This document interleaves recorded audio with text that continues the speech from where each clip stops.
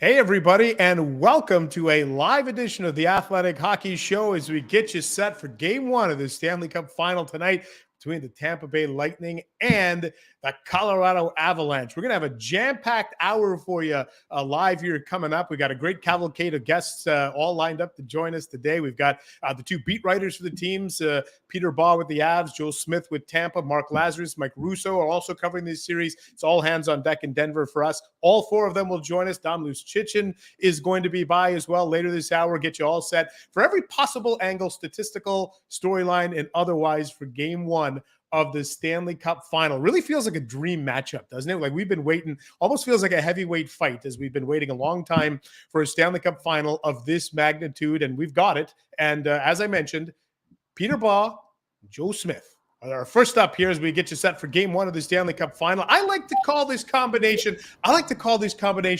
PB and J. Got it? Peter Baugh and Joe Smyth. I think, it could be PBJ plural, like PB and J's. Yeah, PB and J's. Yeah. But before we get into all, you got to explain the hat, Peter. You got to explain the hat to the viewers here. Yeah, well, I wasn't wearing it, but then Jeff, one of the producers, requested that I put it on. And this hat was purchased in Nashville during the first round. Nathan McKinnon really liked it. I really like it. It's made an appearance at my rec league kickball game. So, at the request of Jeff, it is now on the podcast. I like the fact that you referred to it as a rec league kickball game, as if there was like a higher level there's a pro level that we should have been aware of. I love it. And listen, and for our viewers and our listeners here, we appreciate it's one of the busiest days on your calendar, Game 1 of the Stanley Cup. So we appreciate this. Let's dive right in. And Joe, let's start with you because I think a lot of people would like to know how effective do we think Braden Point will actually be in Game 1 tonight? Haven't seen him since the tail end of that Toronto series. It's a great question. I don't even think he knows at this particular point. There's a reason why it took a little longer for him to come back. It was because he wanted to make sure if I come back, I want to be able to help the team. I don't want to, do them the service and like that. I think most people would think that 70% of Brady Point is better than most guys in the league, and I would probably agree with that. But with every play, every mistake, so important in the Stanley Cup Final, he just wanted to make sure there. So he hasn't played in a month, so there's going to be probably some rust and some timing things there.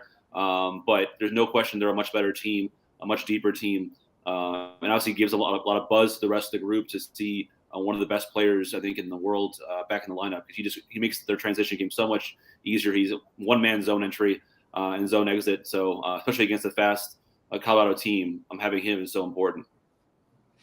And on the flip side of this, you talked about the importance for Braden Point in Tampa. Obviously, Nazem Kadri would be a huge addition to Colorado's lineup, Peter. There's some mystery there. Is it gamesmanship, or is there actually a chance, Peter, we might see Nazem Kadri at some point in this series? I think there's a legitimate chance. He's skating and working as hard as he can to get back and play. I don't know necessarily the likelihood. It'll, I think, depend on a few different factors. But this is a guy who worked his whole life to get to this point, to get to a Stanley Cup, and he wants to play. I think there's some things. Obviously, he had surgery less than 2 weeks ago. I think they'll probably assess it a little more in the coming days and see where things are at. But yeah, he would be a huge boost, even if he's maybe limited with some of the stuff he can do, kind of like Braden Point, where even if he's not 100%, he still brings an element Colorado could use. And they're going to have different guys step up without him in the lineup, presumably for at least the start of this series. And just sticking with Colorado and the injury situation there, and maybe, again, a little bit more gamesmanship from Jared Bednar and company, doesn't really name the starting goalie. But as we were following along with you, Peter, today, you suggested that all signs point to Darcy Kemper. But, where are we at with Colorado's number one goaltender here? Is he really 100% healthy? Yeah, I think he's 100% healthy, but he hasn't – obviously, it's been a little while since he's played with the layoff, and then he also didn't play after Game 1 of the Oilers series because he got hurt. So this is a guy who had an excellent regular season and was off to a good start this postseason before the Ryan Johansson stick got caught in his face mask and kind of left his eye swollen.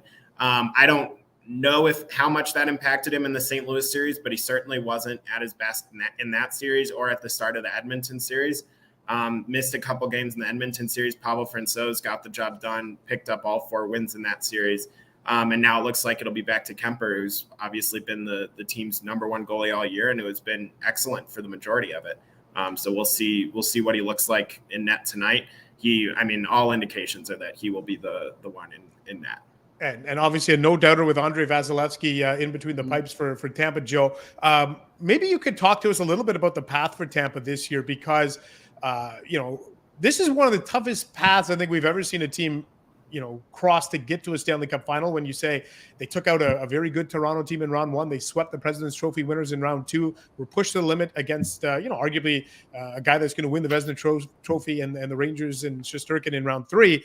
Are the Lightning, I think some people want to know, do they have enough gas in the tank here, Joe, or did they expend a lot of it just to get to this point this season? I think they've got enough for 4 more wins. I mean, I think that they have to end it at this point. They can really taste it and sense it, and they know they've always embraced the historic moment here and knowing you only have one chance in your lives to go for a three-peat, and they know a lot of guys might not be here next year. So they did take a tough path. I mean, how many teams have beat 350-win teams on the way to the Stanley Cup Final? 2 of the top 5 offenses and power plays in the league, President's Trophy winners. But I think what they showed is they can beat you in many different ways, right? Like the 80s Islanders were telling me, like they can beat you off the rush if you want to play that game. If you want to grind it out and play a physical game, they can play it that way. This series, they don't want to get in a track meet with Colorado Avalanche, of course, but they have the resolve, the experience, the kind of like they just won't die, right? They're just not going to let another team, even though they've been on the brink in the Toronto series, was the closest one they had since last year against the Islanders. So I think they're playing some of their best hockey in a while here. They got their recipe, they got their system, their structure, and they got guys playing with confidence. And so with Point coming back, this is as ideal time as there could be an ideal time to play a team like Colorado. And it's interesting, right, Peter, because I think Colorado has had a much different path. I'm not saying it's easier, but certainly Colorado's only lost 2 games en route to the Stanley Cup, whereas, Tampa Bay got pushed to 7 by Toronto, down 0-2 against the Rangers. It's been a little bit of a little less resistance for Colorado. The 2 games that they lost, Peter, were against St. Louis. And I'm curious, as you go back to that series, because obviously they swept Edmonton and Nashville in between, but is there something that if you're Tampa Bay that they should be looking at to say, you know what, there is a way to beat Colorado? And did St. Louis provide enough of a blueprint in those 2 games? Yeah, well, it's interesting because in that St. Louis series, I think one of the losses, the Avs led by 3 goals late in the second period, and then kind of it was maybe more of a loss that they brought upon themselves than St. Louis, which is not to discredit the Blues' comeback in that game. It was really impressive and showed a lot of resolve. But Colorado kind of got back on its heels a little bit and kind of, it seems like, made some tweaks after that were beneficial. So I don't know if St. Louis, that was definitely the time they got pushed the hardest. I think St. Louis did a good job trying to take away Makar's time and space, and Makar didn't have as good a series as he had in the Nashville one or the Edmonton one. So maybe that's a little bit of a blueprint. But I mean, I think Tampa doesn't necessarily need another it doesn't need another team for a blueprint. Tampa Bay knows how to win. As Joe talked about, this is a really veteran and experienced team with superstars and depth. So it'll be a great series. I think these are 2 teams that are, I feel like rarely do the 2 best teams meet in the Stanley Cup. Like usually someone gets upset, and this really does feel like probably the 2 best teams in hockey meeting. Yeah, you're right. Like every year, right? You go back last year, Montreal got there, 2 years ago, Dallas. It always seems like some team kind of punches above their weight to go deep in the playoffs. And this year, I think if you go back to September, October, and you asked a lot of fans if they could, strip aside your rooting interest, I think a lot of us wanted Tampa and Colorado and thought this would be the most fun Stanley Cup. So we've got it. We saw them play each other twice in the regular season, Joe. Is there anything we can take from that? Anything we could learn from those 2 games in the regular season between Tampa and Colorado? I don't really think so. I mean, it was so long ago, and I think at that point, I think Lightning were dealing with some COVID issues as well. I mean, I think they just played awful in Colorado. Like the Avs really, just really beat them. And so I think they can learn a little bit about kind of systems and how Makar plays and that kind of thing. It's harder when you don't see a team very often or for very long. But I think once this gets started tonight, it'll be a whole new whole new look, whole new series. So, I mean, other than just little small things, I don't think they're really taking too much from that matchup, other than the fact that they know that Avalanche are a formidable opponent. And, I think it's interesting too, Peter, when you look at this, the Avs might have to, and Tampa dealt with this in the last series against the Rangers, where you got to shake off the rust a little bit, right? When you sweep an opponent, it's great, but it does create a little bit of a gap. What has Jared Bednar been doing with his team in the last, 7 or 8 days, Peter, to make sure that when the puck drops tonight in Denver, that his team is ready to go?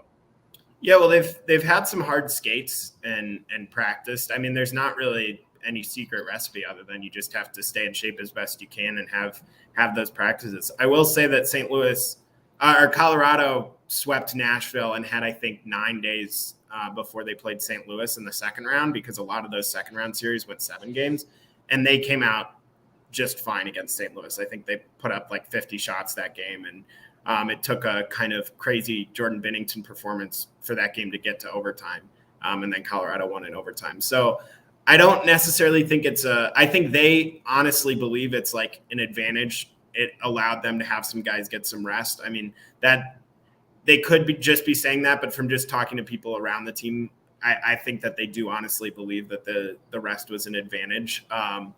And we'll see. I do particularly wonder about, I think John Cooper talked about how with goaltenders, rust can be a factor in particular. I think he talked about that with Vasilevsky in the New York series. And Darcy Kemper hasn't played since game 1 against Edmonton, which feels like 10 years ago. I don't know the exact number of days, but it's been a while. In 8 years at least 8 years. Yeah. Yeah. Well, it was with Vasilevsky. I mean, and he's the best in the world. And he tried to practice, but how many times in practice do you do shoot over the shoulder, shoot at the head, and, do east to west, bang, bang, like how many times they bump them in the crease, So it's a whole different pace and level you can't prepare for. But I think Vasilevsky, after the first game or so, he said he felt more comfortable, and then you saw him locked in after that. But yeah, the rest could play a role. I mean, it played a role last series with Tampa, but I think the rest will help them too. I think it kind of adds up to where it'll help them go into this series, knowing they had that break after the Florida one.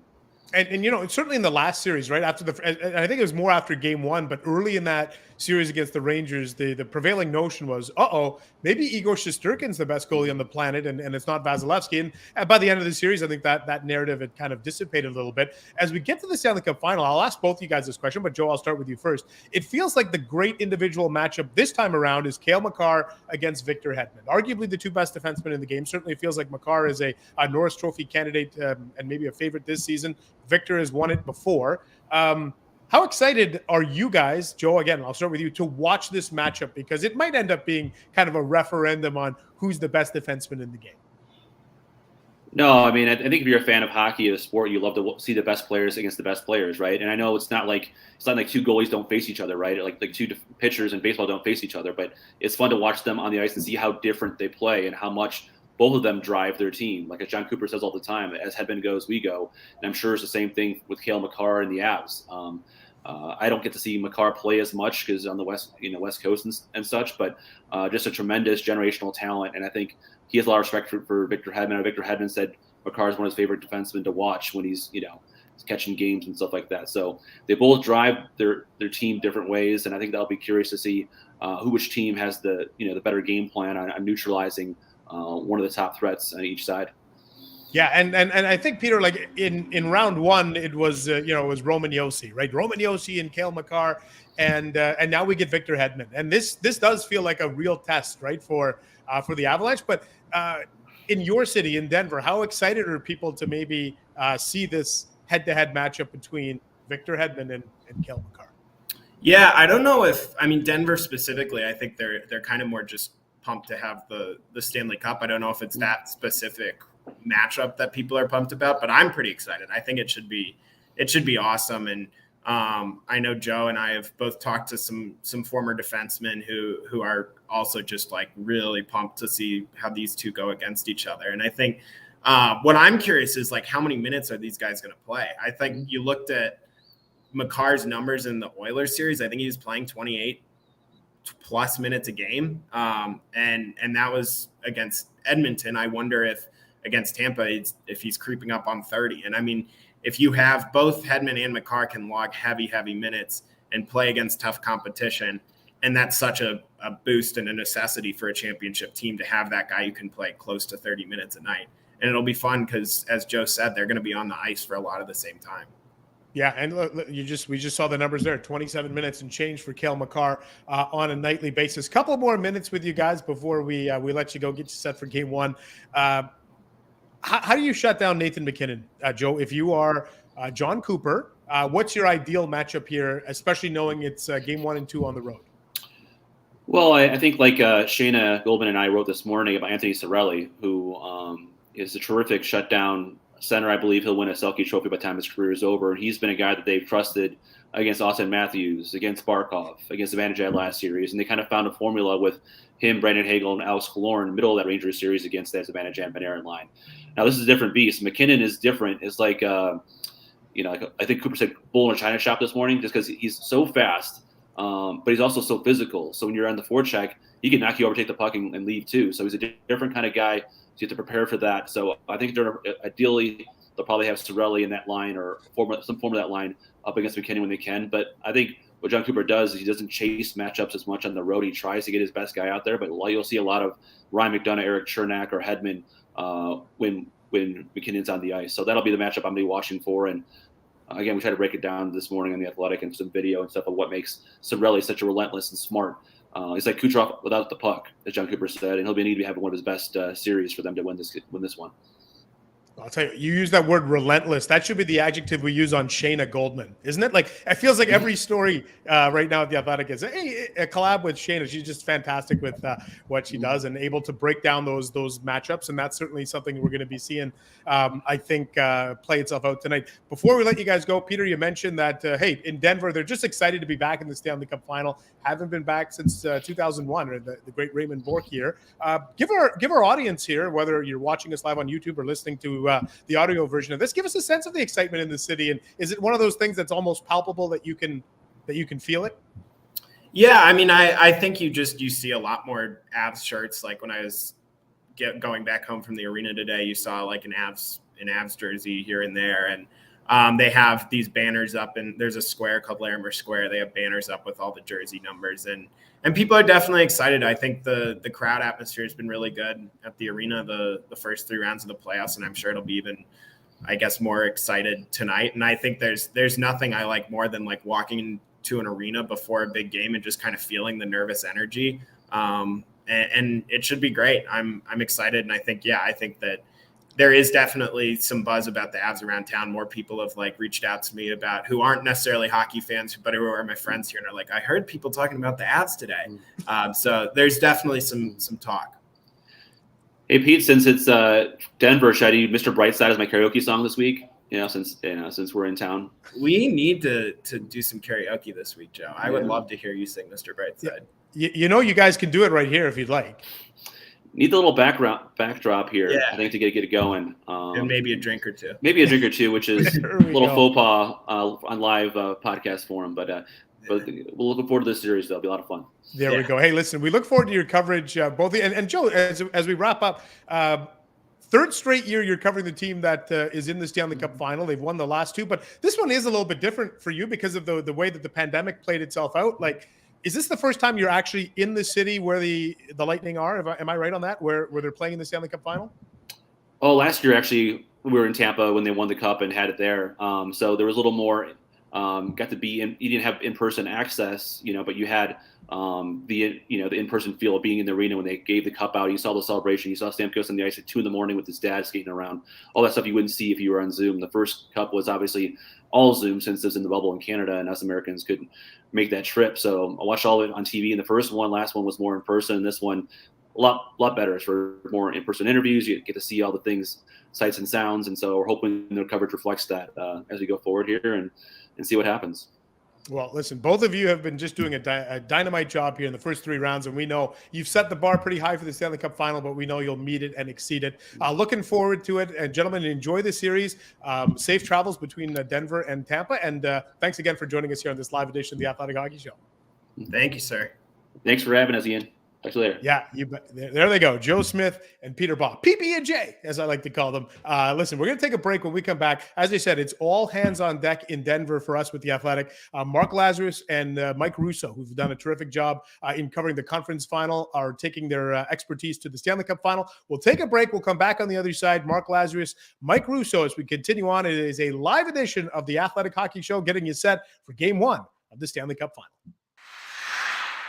We'll get back to the show in a second, but first, as the sun comes out and small businesses are back in business, LinkedIn Jobs make it easier for your team to grow. LinkedIn Jobs helps you find the people you want to interview faster and, more importantly, for free.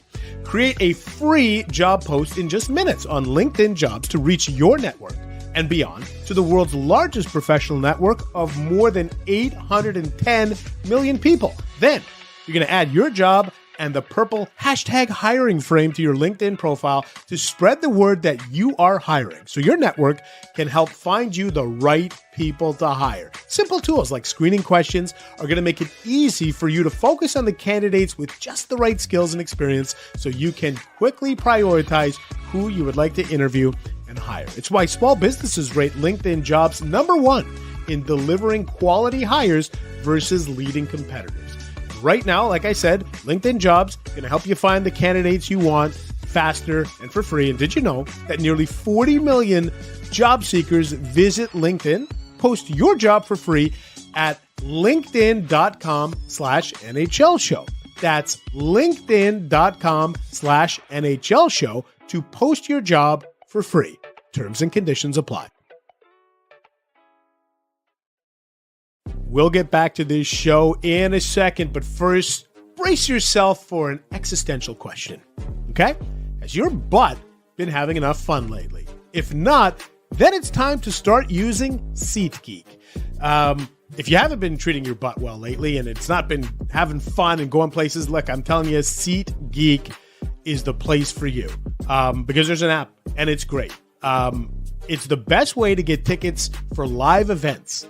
I did it a few weeks ago, went to Yankee Stadium with my daughter, caught a baseball game, used the SeatGeek app, and it was seamless. You know what's great about this is every ticket is rated from 0 to 10. You're going to make sure you're getting a good deal. So when I was using the app, I was like, make sure it's green.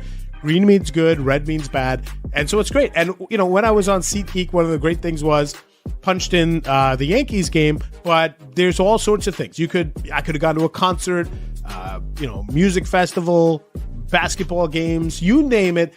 SeatGeek puts all the tickets from all over the web into one place, so it's going to make buying simple for you. So if you're thinking about going to an event, a concert, a game, whatever in your city or somewhere else you're traveling, can't stress this enough. Download the SeatGeek app. It's going to make it simple for you. And right now, we got a great deal for you. For listeners to the Athletic Hockey Show here, you can get $20 off your first purchase with the promo code NHL Show at SeatGeek.com or using the SeatGeek app. That's promo code NHL Show for $20 off your first SeatGeek order. SeatGeek. Get your seat in a seat. Download the app today.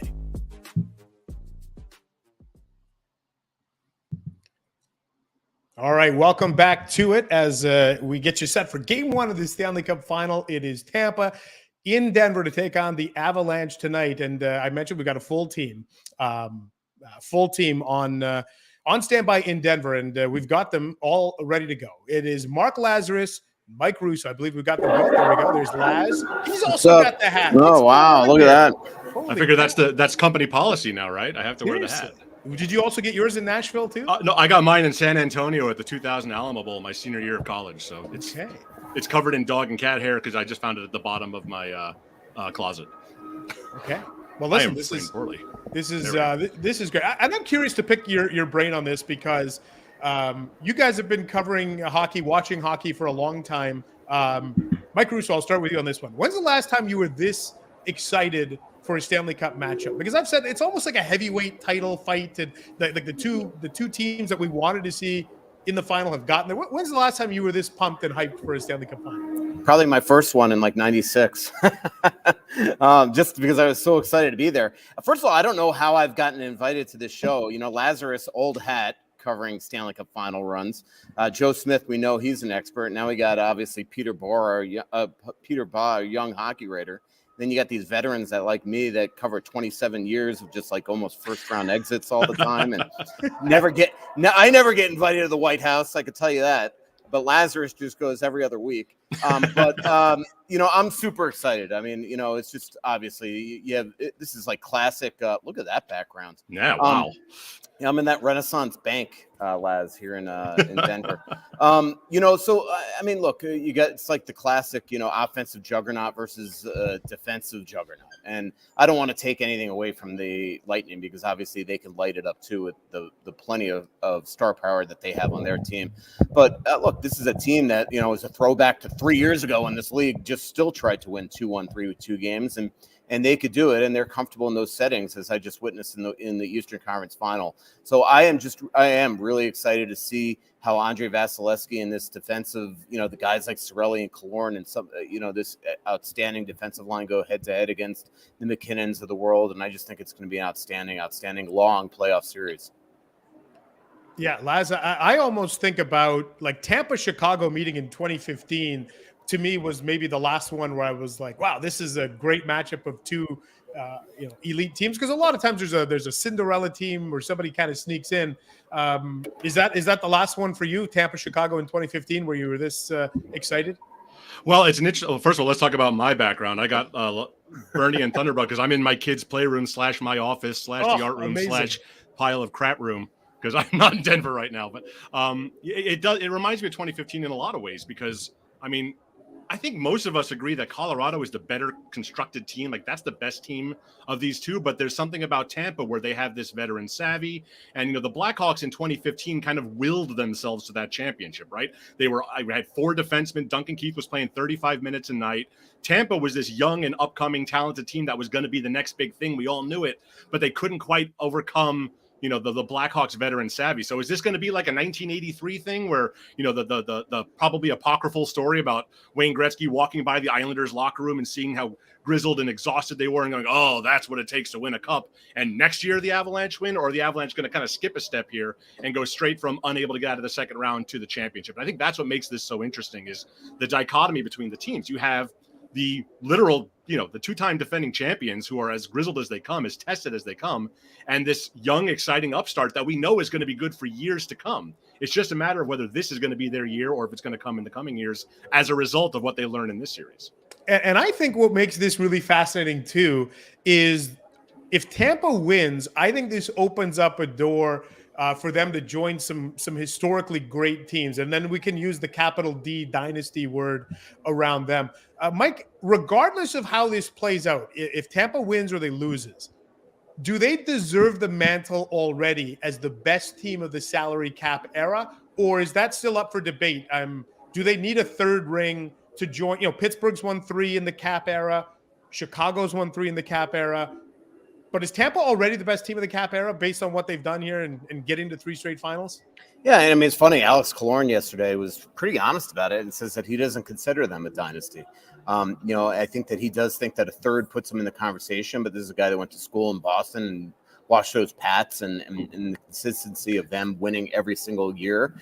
And I think that he feels like this is important that they go and pull this out. Also in an 82-game normal schedule. Let's be honest. I don't want to put any asterisk on the Lightning's last 2 wins, but one was in a bubble situation, and the other last year was against, in an invented Canadian league where, Montreal somehow comes out of it and makes it all the way to that point too. So I think that they want to prove to themselves that they could do it in this type of year. So I think they're absolutely in the conversation. I chuckled when you mentioned the cap era too, because I think a lot of hockey fans will go out there and say that they've also probably the best team at figuring out how to circumvent the cap in a way, obviously with the LTI and things like that. So, look, this is a great hockey team. And to Mark's point too, that's what what I've been so struck by just being around them during the Eastern Conference Final is that and John Cooper mentioned it after Game 6 last round, is that they have every excuse in the world to not want to put in that extra effort, to go into their offseason and get a full offseason. And here every single round, they show us that they're willing to sacrifice to continue on and to once again raise Stanley Cup. And I think it's going to be an outstanding series because of that. See, I've gotten in trouble in Chicago because I insist that the Blackhawks were not a dynasty. They won no consecutive cups. Like a dynasty, if you think back to what a dynasty is, politically speaking, a dynasty does not yield power for a year or two here and there and then take it back. So, and it's funny, Mike and I are both ex-Islander fans growing up.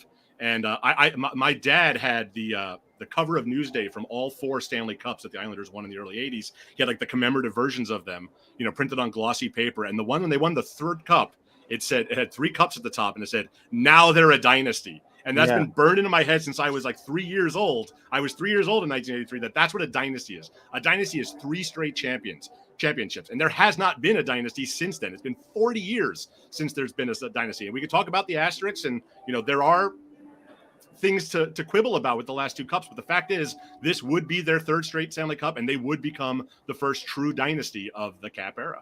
Yeah, and it is remarkable too. Like when you think about the Oilers of the 80s, never won 3 in a row. Those great Pittsburgh teams, Detroit in the late 90s, they never won 3 in a row. Like you win 3 in a row. Now you're getting into where the Yankees were in the late 90s. They won 3 in a row. The Bulls, right? Like it's hard to do. My question is. And Mike, you kind of touched on this because you said there's a tiny asterisk maybe next to one of these cups for Tampa because it was in the COVID era. Let me ask you guys, if Tampa wins 3 straight cups in the salary cap era, is that in your mind in the conversation for greatest dynasty of all time? So I'll include those 5 straight wins from the Habs in the 60s or the 50s. But you know what? That was in a 6-team league, right? Or right. The Oilers and the Habs and the Islanders. They won 4 in a row, but there was no cap. Does 3 Stanley Cups in a salary cap era push the Lightning into the conversation of greatest dynasties of all time, or do they have to get to 4? I mean, it's really hard to compare eras because just what you said, that when the Montreal Canadiens were the best, there was 5 other teams in the league. Like, I don't care. Almost any record set in the original 6 era, I could not care less about. It's a bogus record. It's a ridiculous league.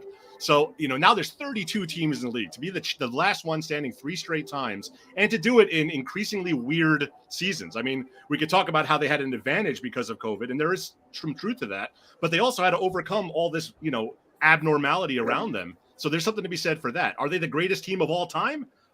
I have a hard time with that. But, it's hard to compare eras in hockey as more than maybe any other sport because what they were playing in the 1980s, 70s, 60s is not the same sport they were playing now. If you took these Tampa Bay Lightning as they are now and dropped them in the 1980s, they would destroy the New York Islanders. Absolutely destroy them. They'd skate circles around them. So it's really hard. You have to compare them to their era. And I don't know if they quite live up to the Canadiens and Islanders and Oilers of their era. But they're certainly working their way into the conversation. What I'm really impressed with is that they always seem to reinvent themselves. I think a lot of us really thought when they lost that 3rd line, that they were going to be a completely different team this year. And, there were points in the regular season where they stuttered along. But then when the going got to the point where they needed to show their true mettle, they absolutely did that. And they've done it throughout the postseason here where they just, continue to show that there is something special about this group. And the fact that you could lose that line, that I think a lot of us felt were a bit of an engine for them last year, Gord and Coleman and Goudreau, and then just plop 3 other guys in there and they just continue to go and go and go. I just think it says everything about the special, nature of this group. And, there's something about Steven Stamkos right now is playing just unbelievable hockey. You still have Vasilevsky in goal. There's just something, really, really impressive about this group. And now all of a sudden coming out of the bullpen tonight is Braden Point. That's a pretty good guy to just throw into the series. And I find it interesting too. Like, I think on balance, if you were looking at this and you just looked at the goaltending matchup and it's Vasilevsky against Darcy Kemper, I think most of us would say, well, give the edge to Tampa. And yet, the majority of our writers, when we did the athletic poll, I think we were at about 75% of our, here we go. Look at this. 74.4% of our writers picked the Avs to win this series. 27.9 saying it would happen in 6 games. The majority saying Avs in 7. Were you guys on this? Are both of you guys, when you made your, I'll be honest, I'll be upfront. I picked Tampa in 6. So I'm one of in the minority here saying Tampa in 6. Did either of you guys pick the Avalanche to win this series? And if so, what's your feeling of why you think Colorado is going to come out ahead here? I had the Avs in 6. I had the Avs at the beginning of the year beating the Panthers. I mean, from day one, we knew this was the best team in hockey. And I don't think there's any debate that this is the best team in hockey. It's just a matter of whether Tampa's also a really great team has enough. And Vasilevsky is the big difference. If Colorado doesn't win the cup, it's probably going to be because of their goaltending. Because they're better up front, they're better on the back end. I mean, having Devon Taves and Cale Makar as your top pairing, having Bo and Byram just like as your number 4 or 5. I mean, this team is unfair how well they are constructed. And a lot of that is because of some savvy cap management. A lot of it is luck with Nathan McKinnon not becoming Nathan McKinnon until after he signed that long-term contract. I mean, this team is as good as we've seen in a long, long time. They play a beautiful brand of hockey. They run and gun. They're fun to watch. They are the best team. That doesn't mean they're going to win. This is hockey. The fact that we got 2 great teams in the Stanley Cup Final, that doesn't always happen. Look at last year. The Montreal freaking Canadiens were in the Stanley Cup Final last year, and the Dallas Stars the year before that. We don't get this. We don't get 2 great teams like this. So it's a coin flip because it's hockey. But, the fact that it's hard to bet against the Avalanche. They're just too good, and I think they can overcome the goaltending deficiency. Yeah, I agree with you there. I picked the Avs in 7. I think it's gonna be a long series. I'll be honest though, after watching the Lightning play last round, I was tempted to just go with that. But I figured, be consistent. I've kind of gone with Colorado from the very beginning. Although I always waver. So I'll figure out a way if Tampa wins this series to say that I actually predicted that would happen. Just now, you just did just now. Yeah, exactly. I just got off the phone with Mark Chipman, the owner of the Winnipeg Jets, and I will say, if you go back to my original rankings at the beginning of the year, my predictions, I'm pretty sure I had the Jets as like runner-up in the conference. So, I obviously have thrown the bullseye at the wrong direction a couple times as well. My favorite thing about Mike is he has always just gotten off the phone with someone famous. Yeah, no, I mean, you would not believe at all times of day, yeah, any time of year, he has just gotten off the phone with someone prominent. Yeah, you wouldn't believe. So I'm doing this Jeff Vinik story tomorrow. It's either going to run late tomorrow afternoon or Friday, and I talked to a lot of owners for the story. It's a really, really cool story. I'm sitting down with Jeff here in about an hour at their hotel. But it's just I couldn't believe how many. Like, I sent an email out to like pretty much every owner in the league, and everybody at a minimum replied. And I got 3 heavyweights quoted in the story, including Ted Leonsis and Daryl Cates and a couple really. I talked to Oren Koulis yesterday as well, who's the Lightning owner before Jeff Vinik turnover. So that'll be a really cool story. Hopefully everybody reads it. But to Mark's point too, I mean, I look, I see the Avalanche a lot. Mark sees the Avalanche a lot because our respective teams that we cover faces them on an every night basis. It feels like sometimes, and those games could get ugly, especially here in Colorado, where they it's like they rev it up and they just go. And when Nathan McKinnon wants to play, when Cale Makar wants to be dominant, they absolutely could turn that to the point where I don't know if Tampa can match that. So the biggest key to this series will be, beyond obviously the goaltending, as Mark just mentioned, and Darcy Kemper, who I covered in Minnesota, and him being just mentally strong to handle the limited chances that he's going to see. But to me, the biggest key of this series is, can Tampa slow them down the way they slow down the Rangers? There were points in that Rangers series after game 2, about the second period midway point, where the Rangers just could not get anything going offensively, couldn't get into the zone, couldn't generate speed. They looked slow. They looked tired. Now, the Avalanche have only played 14 playoff games, and they have some runners and gunners on that team. So that's going to be, to me, the key of the series is, hey, can Anthony Cirelli, like he's done this entire marvelous playoff run that he's had, can he be the key to the series for the Lightning perspective? Well, I'll tell you what, guys, we'll leave it there. And I know, Mike, you said you got to head off on that interview with Jeff Vinik. So looking forward to that piece. It's up. What do we got here?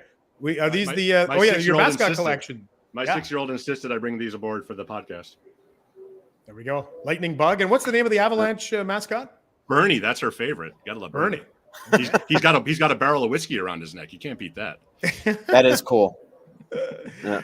I love it. Hey, listen, guys, thanks for this. And I hope you appreciate the fact that I didn't ask you about Kevin Fiala and Alex DeBrincat. No, trust me. That was the only reason why I promised that I would come on this show. Yesterday I was doing a radio interview, and all we did was talk final. He's like, I got to ask you one question. I'm like, oh, here we go. So it's nice to be away from that for a little bit.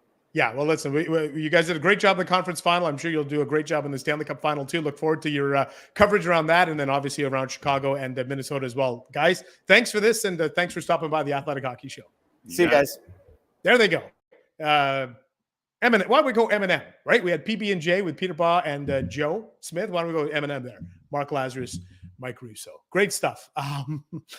We got one last guest here. I think we've got them all set up. And by the way, we got a bunch of comments coming in here. We got a lot of predictions. Pete saying Avalanche in 4. We've got some Avalanche in 6, Tampa in 4. So we've kind of got a little bit of everything. Patrick says Tampa beat the best offensive team since the 90s in 4 straight games. And that would be, of course, the President's Trophy winning Florida Panthers, who they took out in 4 straight games. This is going to be a lot of fun. And, you know, somebody who I'm really curious to see what he thinks about this is Dom Luszczyszyn. And Dom, I believe, is hopefully standing by to join us. Look at this. Boom. There you go. It's really up close. I don't know what's happening here. Yeah. I'm very impressed with your pronunciation of my name. I spent weeks on. Listen, I saw Julian McKenzie butcher it the other day, and I'm like, okay, come on, Ian, be better. You didn't want to get an edited clip of how bad you did? I love it. Hey, are you wearing you have an Avalanche hat? Is this your Avs hat? I can't quite see. No, my Avalanche hat is behind the computer right now, and I specifically didn't wear it for this broadcast because I wanted to seem impartial and as if I didn't have a rooting interest here, because I don't. I think these are 2 of the best teams in the league, and it's just going to be an exciting series, and I'm hoping to see it go the distance, and whoever wins, I think, will be an exciting story. I think Cale Makar put it best when he said that they're trying to build a dynasty, we're trying to build a legacy, and it'd be nice to see a Tampa three-peat. It'd be just as nice to see Colorado start maybe their own dynasty. Yeah, I love that quote too. I was like, man, this guy just gave us the best. Like, we're all trying to search for like this perfect phrasing to, to describe this series, and then Cale Makar put that out there. Hey, speaking of Cale Makar, I want you to kind of run our viewers through and our listeners again, if you're doing this on the podcast side of things, through the Conn Smyth odds, Dom, going into the final, because obviously I think things could change here in the next week or 10 days, depending on how things go. But walk us through how things are looking right now, and who's got the best chances of winning the playoff MVP. Well, it's usually the player on the winning team, and if Colorado is the favorite, then I think Cale Makar has to be the favorite to win the MVP because he's been the best player on the Avalanche. He has 22 points. He's 4 ahead of Nathan MacKinnon, and just aside from that, he's been such a dominant presence at both ends of the ice at 5-on-5 and doing that in tough minutes. He was able to slow down Connor McDavid better than any other defenseman has in the playoffs so far. And just the way he carries himself on the ice, he's just so incredible with the puck. He's so incredible without the puck. And I think by value, he's one of the best defensemen. He's already been one of the best defensemen in the playoffs in the analytics era. He, I think, is about worth 1.4 wins already in just 14 games. And that is roughly an 8-win pace, which is almost double what he did during the regular season, which shows how just dominant he's been during this playoffs, because during the regular season, he was absolutely incredible too. Yeah. And, Makar, and maybe you can expand on that a little bit. Talk, if you can put this into a little bit of context, Dom, about just how special and dominant Cale Makar has been in this year's Stanley Cup playoffs, because we're really seeing some. When people say this is the best I've seen since Bobby Orr, they're not being disingenuous. That's a serious comparison. Can you maybe explain to us just how special and unique this is to see a defenseman do what he's doing? Well, I think it's fitting that quote came from the great one, Wayne Gretzky, who has seen some great players in his time, obviously, and he's the best of all of them. So when he says that Cale Makar was the closest thing we've seen to Bobby Orr, he means it, and we can see it every night when Makar is out there. The things he's doing every night is just so special. And I wrote a Conn Smyth piece for this morning, and I looked into how, I guess, valuable all the players have been in every playoff run since 2007-08. That is the start of the analytics era. And Makar is on an 8.4 win pace, which is the 3rd best pace of not just defensemen, but of any skater, period, behind McDavid this year and MacKinnon in 2021. And the next best defender was John Klingberg, who was well behind that pace at around 7 wins. And to put into context what an 8-win player is, McDavid is probably a 6-win player, and an MVP season is probably around 5 to 6 wins. A Norris winning season is probably around 4 wins, and Makar is shattering those totals every year. Every year he's getting better and better. And I remember at the start of last year, I projected that he would be a 4-win player, which has never happened before for a defenseman in the history of my model. And he completely smashed that projection and is now projected to be a 5-win defenseman. So he's just this generational talent from the blue line, where it's no longer a question of, is he the best defenseman, but where does he stand among the best players, period? And he has a very good case to be 2 or 3. And in some eyes, it wouldn't be a shock to have him number 1. And it's not something I would agree with, but there is an argument for it. You mentioned your models, and I think I'm always interested at the start of every season. You put out your models and kind of your probability of getting to the playoffs and going deep.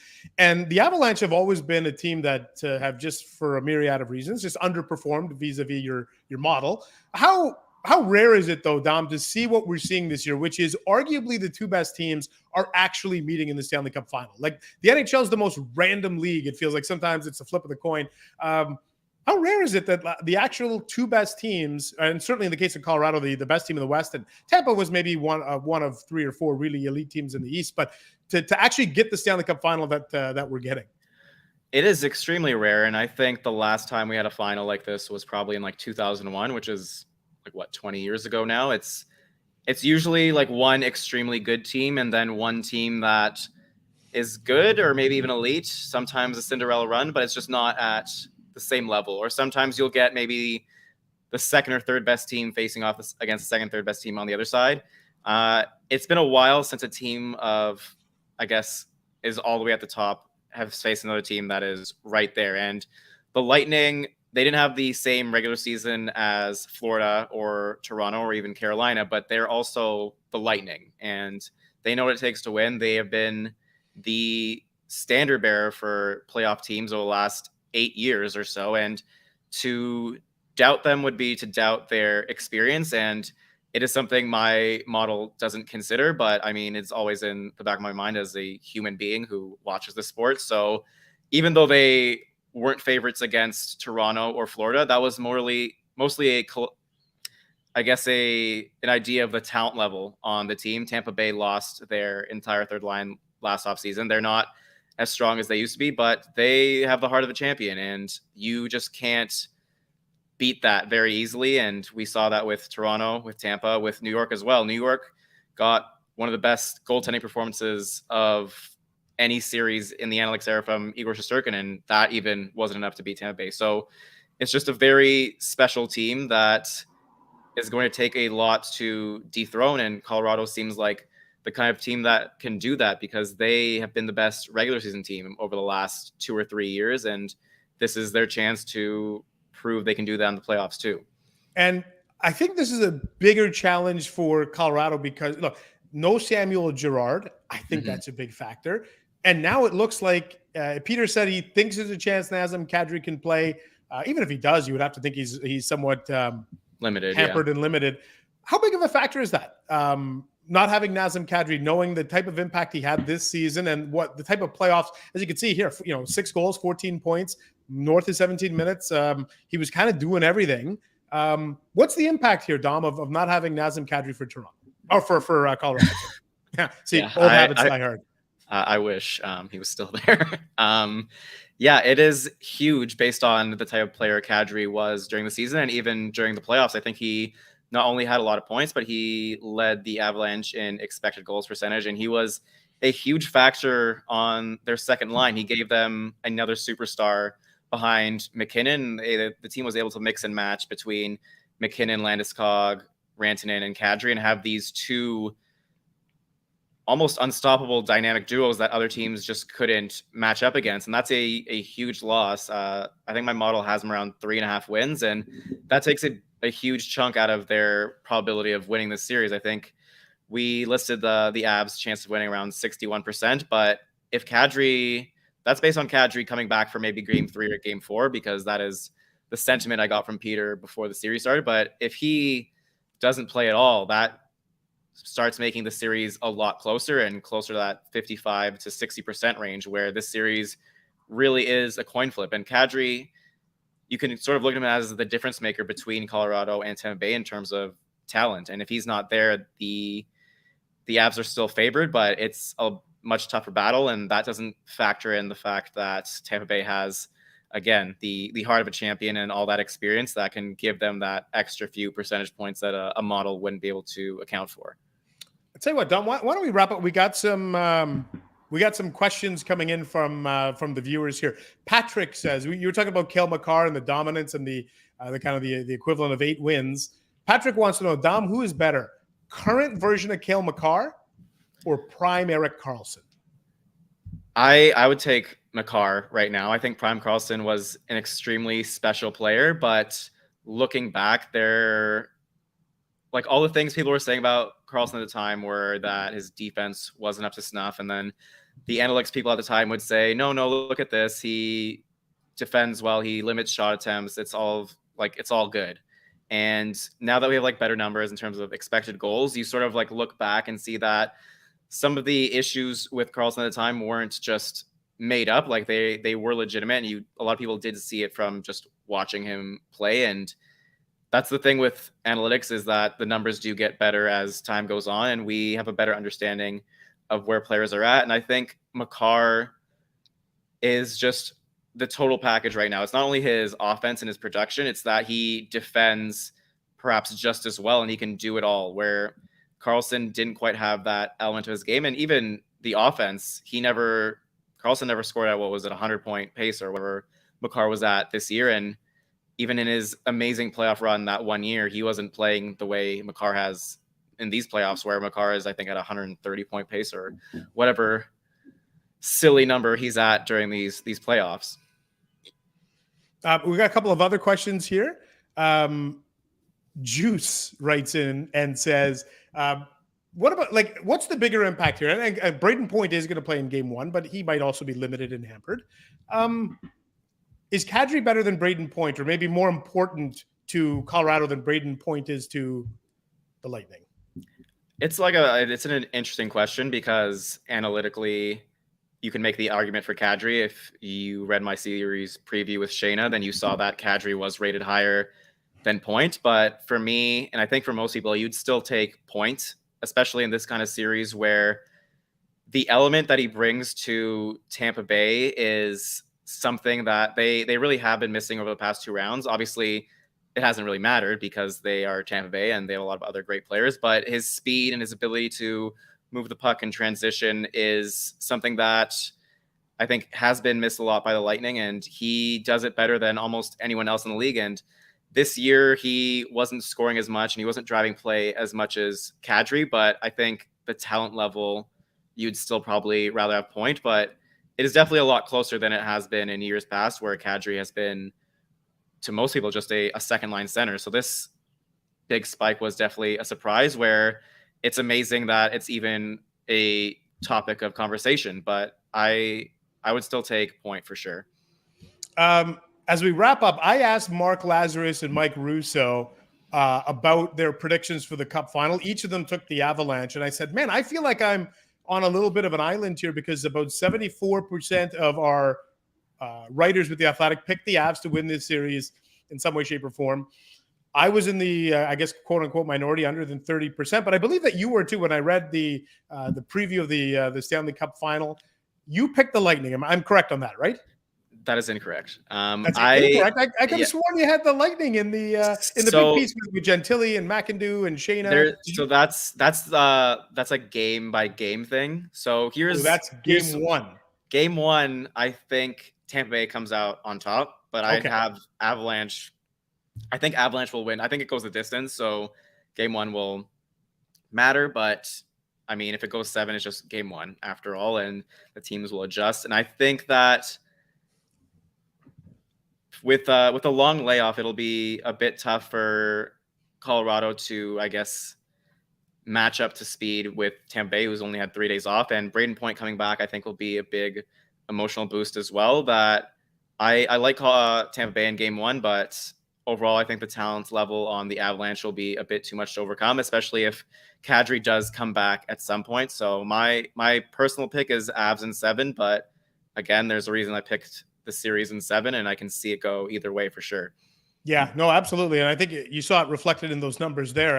About more than 60% of our athletic staff members said this is going 7 games. So I think that's kind of the prevailing notion. But Dom, listen, thanks for dropping by. This was a lot of fun. Always great to pick your brain when it comes to Stanley Cup Finals and playoff matchups. So listen, thanks for dropping by this live edition of the Athletic Hockey Show, and I'm sure we'll get you again down the road. Yeah, definitely. It's always a pleasure chatting with my boy Ian, especially now that he knows how to pronounce my name.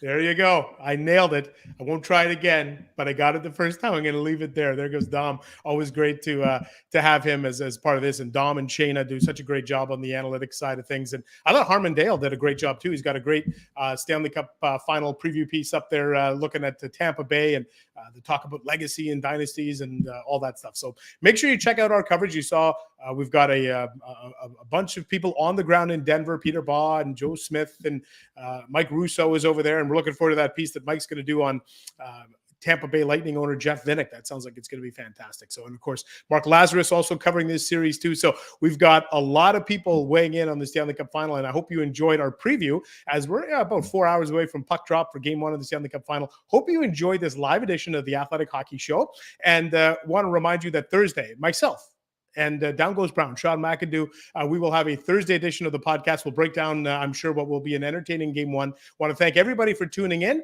and we'll talk to you next time.